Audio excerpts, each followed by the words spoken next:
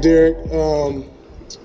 Man, this is an amazing turnout. You know, you look around and I see all these kids, and you know, you can't help but to think about when you were a kid. And it started for me in Inglewood. Played at Inglewood, Pop Warner for 5 years. Went to Hawthorne High School, played there for 4 years. And you know, Derek mentioned something about, you know, messing up along the way. Well, I'm not perfect. You know, he mentioned first round draft pick, 7th pick of the draft, 12 years in the NFL. But it was a stumbling block in my life too. After I graduated from high school, I didn't pass the SAT on time. I failed the SAT 3 times. Failed it 3 times. The reason why I failed it because of lack of preparation. You know, I went to Hawthorne High School. We didn't have SAT prep classes at the time. And the school that I went to, you know, nothing against the coaches, but they used me for my talent. You know, I was a California state champion in the 100, you know, All-American quarterback. That's what they wanted me for. But when it was time to go to college, you know, no one prepped me for that test. So those were failures in my life where I had to figure it out. And so that summer, here you got this guy who just won the state championship, and not in Oklahoma, not in North Dakota, but we talking about in California. It's speed in California, and here I was, the #1 guy in the 100 meters, #5 in the nation in the 100, All-American quarterback, and I'm sitting at home because I didn't pass the SAT. Finally, someone looked out for me, told me about a place called Princeton Review, and I go study for the test. So now I'm preparing for the test to take 6 weeks before I have to take it. I ended up passing it on the first time I took it after that preparation, and USC held my scholarship and ended up going to USC the following year. But during that year, I had to work. I was working a construction job downtown under Union Station at 18 years old. And I was working beside men at the age of 40 years old, making the same amount of money that I was making at 18, and had to support a wife and kids. And you talk about a learning lesson, to be sitting next to these guys up under Union Station, shoveling dirt at 18 next to 40-year-old men that have to take their check and go home and support a family. And I was taking my check, giving half of it to my grandmother for bills, but I got a chance to enjoy the rest of it. That was an eye-opener. That was the best thing ever happened in my life, was failing those tests and having to do it the right way. And I say all that to say, guys, that everybody's gonna have bumps in the road. You heard about Derek and his story. And everybody will look at me and say, well, man, he played in the league 12 years, he got a lot of money, and I did it right. But guess what? We all make mistakes. It ain't always about doing it right. Well, we all make mistakes and we're not perfect. The problem is sometimes our mistakes can be detrimental to our lives, and some of them we're very blessed to get out of them. And I was very blessed to overcome mine. Whereas Derek, he went through some things, but when I look at this right here, and you talking about a success story, yeah, I played 12 years in the NFL, but man, I'm looking around here, Derek, this is a success story right here for you, man. No matter what no one says, it's not about money. It's not about money, trust me. I have it. I have it. And I get more enjoyment by being out here around you guys. You know, seeing what Derek is doing, trust me, you don't know how long I've been trying to do what he's doing in this right here. But because of other things that I'm doing, it's been hard to get out here. So trust me, I admire this man from afar because of what he's doing with our community. When I look at you, I see me when I was 8, 9, 10 years old, and we didn't have this. We didn't have Derek. So trust me, when you look at me and you look at the NFL and you say, oh my God, I want to learn from him, trust me, you can learn from this man too, because he made it. He made it.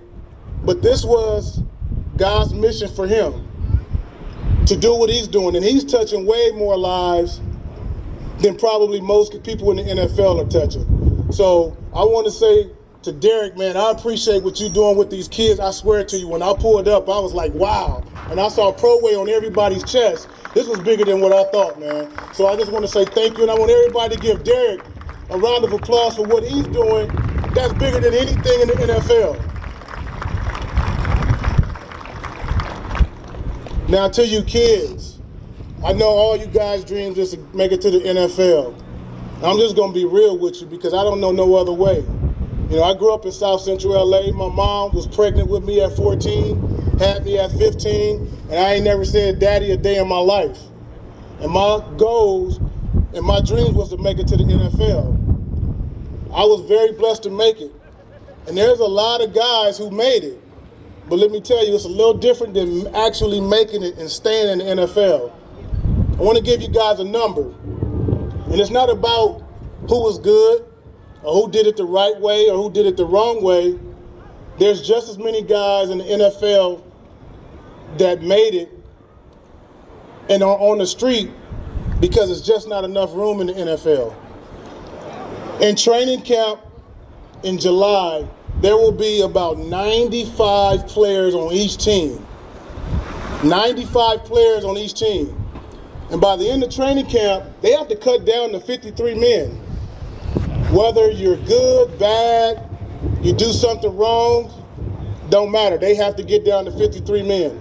So that's almost half the guys that actually said they put on an NFL uniform no longer playing in the NFL after they made it. They made it to the NFL. That was their goal, to make it. And they made it. But now, because of the lack of room in the NFL, you can only keep 53, they have to find a job now. And you guys growing up need to understand this, and parents especially. Football is not everything. It's not everything. Trust me. It's a lot of guys played 12 years like myself, made a lot of money. I retired at 34 years old. The hardest thing in the world is wrapping yourself into one thing, and at the end of the day, I was 34 trying to find yourself because all I can identify was football. So for 2 years, I couldn't even watch football because I was depressed because I still wanted to play because that was all I knew.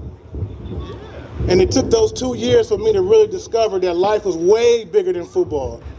Way bigger than football. And that's why when I look at Derek, and I can applaud him for what he's doing with you guys, because it's bigger than football. Parents, please do this. Don't force your kids to play this game, and also give them other options as they grow, because you're going to need it at some point. You're going to need it at some point. Again, 12 years in the NFL. The average is 3. So you multiply that time, and you divide it up, 4 times the NFL life career I played, and still was searching at 34. I'm 46 right now. It took me a while to get to this point where I can simplify things and realize what it was really about. So with that being said, I want you guys to understand that God has a journey for all of us, and it may not be football, it may not be the NFL, but parents, it's up to you guys to figure out who your kid is and let them be them. Let them be them. I don't care what it is. I'm not trying to brag or anything, but I'm just being real. My father-in-law is Muhammad Ali, one of the most famous men to ever walk the earth. My wife is Layla Ali. You're talking about 2 champion boxers who's known across the world. And I played in the NFL for 12 years. And I never forget, my son was 3 years old, and somebody came up to me and said, I want to buy some stock in your son. Because he looked at who his grandfather was, Muhammad Ali, his mother, Layla Ali, and his dad, Curtis Conway. And I'm going to tell you, my son can care less about sports. He could care less about sports. Matter of fact, his mom and his grandfather and his dad played violent sports. And he is probably one of the most sensitive kids in the world. He don't even want to watch boxing. He don't even want to watch football because it's violent. I love it. And my wife loves to box. So that was our journey. That's not our kids' journey. So my job as a parent is to watch him closely, because that's how you're going to be successful in life, doing something you love. And we always hear that saying that it's not work when you love it. It's not work when you love it. Football was never work for me. I got paid for doing something I enjoyed doing. Football was my therapy. It was my love, it was my money maker, and trust me, I could do it for free. So I'm gonna leave you with this, especially for the parents. My grandmother told me one thing when I was a kid. She said, you don't run nothing in this house. I don't care what your kids tell you, they don't run nothing in your house. You are the parent. You are the parent. And they're relying on you to make the best decisions for them. I was raised by my grandmother, my mother, and my aunt. 3 strong black women. So I know that women, you can do it. But fellas out here, these young men are looking up to us. And we always tell them what to do, what not to do. Listen to me, we tell them that. But they're watching you. They're watching your actions. They're watching what you do, because you can tell them one thing and then they see you doing another. Guess what? The trust is going out the door. So men, fathers, uncles, homies, whoever we are, we're all in this together. We're all in this together. We have to show examples for our kids. And with things like what Derek is doing right here, we're gradually building those blocks from what Muhammad Ali, Martin Luther King, our grandmothers, our great-grandmothers had to go through and struggle through. My grandmother never saw a black president. My kids, all they know is a black president. But it came from what they went through and sacrificed for us. It's time for us to continue the sacrifice for our kids. So with that being said, I appreciate Derek for having me out here. Trust me, this is therapy for me to see all you guys out here for this occasion, and I appreciate you guys' time.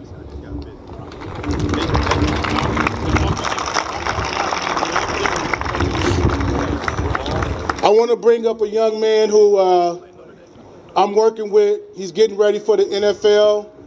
He's training for the combine right now, and I'm gonna tell you, man, this young man's story is amazing. And normally you go to these places, and I'm gonna tell you what's crazy about our world. If you don't have nothing to give them, whether it's money or offer, no one wants to do anything for you. Well, this young man, in my opinion, is one of the best receivers in the Pac-12, played at Arizona State last season, and he was looking for somewhere to train. And one of his coaches, who's a dear friend of mine, reached out and asked me, can I look out for him? No problem, no charge. I just want to see this young man be successful. He's a solid young man, and you'll be hearing his name on Sundays. My man Tim White from Arizona State.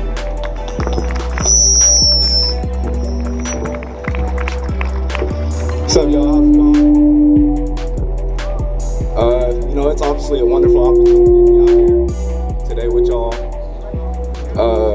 I never really thought I'd have an opportunity to get out here with you guys. I was sitting in the same seats that you guys were sitting in. I grew up with 7 sisters, 1 brother, homeless. And, it was a struggle growing up. I grew up right here in Woodland Hills.